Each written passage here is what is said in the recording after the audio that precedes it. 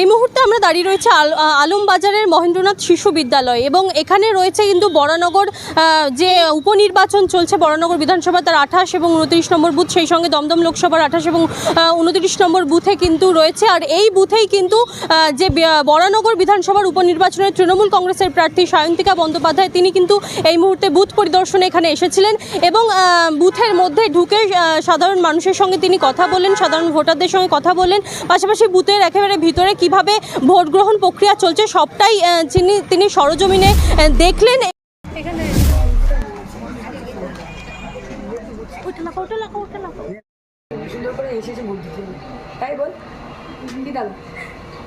आज का वेदर तो भाई अच्छा है, धूप बहुत बढ़िया है। कि आप देख लेना जो बुजुर्ग आंटी जी लगे ना हाँ वो भी है शांति का भूख के देखे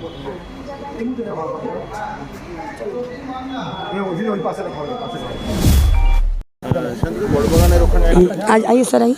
ঠিক বড়বাগানের ওখানে একটা বুথে আবার ইভিএমের কিছু সমস্যা হয়েছে শুনতে পাওয়া যাচ্ছে।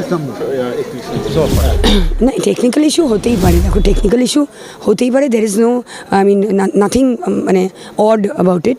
টেকনিক্যাল ইস্যু হতেই পারে, আমরা যেখানে যেখানে হচ্ছে সঙ্গে সঙ্গে আমাদের এজেন্টরা জানালে আইডেন্টিফাই করে সেক্টর অফিসার্সদের বলা হচ্ছে, তারা সঙ্গে সঙ্গে সারিয়ে দিচ্ছে।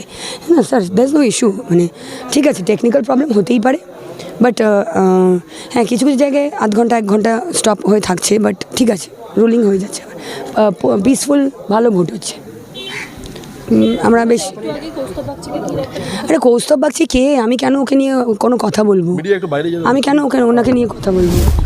দেখলেন এবং তিনি যে বিষয়টা জানালেন বুথ পরিদর্শন শেষে সংবাদ মাধ্যমের সামনে এসে যে বিভিন্ন জায়গায় যে ইভিএম খবরে খারাপ হওয়ার যে খবর রয়েছে সেই খবরের ক্ষেত্রে তিনি বলেন যে টেকনিক্যাল ইস্যু হতে পারে, টেকনিক্যাল মেশিন খারাপ হতেই পারে, তবে এখনও পর্যন্ত কিন্তু সুষ্ঠু নির্বাচন চলছে এবং সমস্ত জায়গাতেই ভোট প্রায় শান্তিপূর্ণ হচ্ছে, এমনটাই জানালেন প্রার্থী সায়ন্তিকা বন্দ্যোপাধ্যায়। এবং পাশাপাশি তিনি কৌস্তব বাগচিকে ঘিরে যে বিক্ষোভ দেখানো হয়েছিল সেই বিষয়ে তিনি কৌস্তব বাগচিকে বহিরাগত বলে বা তিনি কে এই প্রশ্ন করে তার বিষয়ে কোনো কথাই বলতে চাইলেন না, এক কথায় সেটাই বলা যায়। এরকমই আরও নির্বাচনের আরও খবর জানতে নজর রাখুন ডিএনএন বাংলায়। ডিএনএন বাংলা, সবার মনে সবার ফোনে।